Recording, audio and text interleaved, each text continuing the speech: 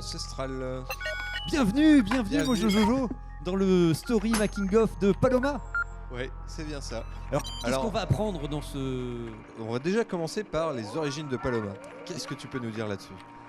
Alors pour notre projet, alors c'est un projet, voilà, vous le savez parce que de toute façon, si tout va bien, on est tous les deux donc sur le projet. Alors on était sur Chaosland, notre précédent projet de bande dessinée.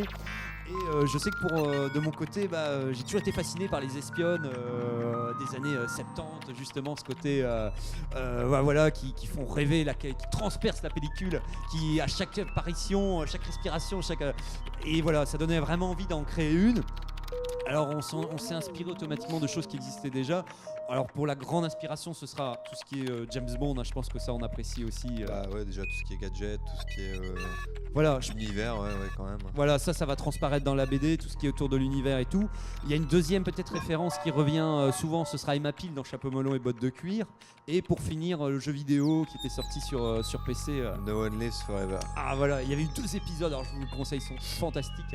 Ouais, ils ont peut-être un peu vieilli, mais... Ouais, le premier a un peu vieilli, mais le reste et tout, le suivant était formidable, où il y avait donc Kate Archer, une espionne aussi et tout. Donc voilà, donc c'était pour reprendre un peu, créer une espionne pour dire, voilà, au panthéon des espionnes, justement, il y aura une espionne en plus. Et donc ce qui nous a alors, moins influencé, mais ce qu'on a croisé aussi sur internet, c'est Yuki Seven aussi qui nous a bien marqué et tout. Donc c'est pas spécialement notre plus grande influence.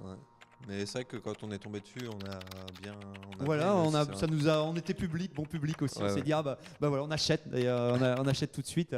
Donc voilà, donc on a démarré avec cet univers. Donc ce sera l'occasion de parler dans ce story of making of un peu tout ce qui nous a. Le story of, en tout cas tout ce qui nous a marqué et pourquoi, comment on a mis en place un peu l'univers et tout.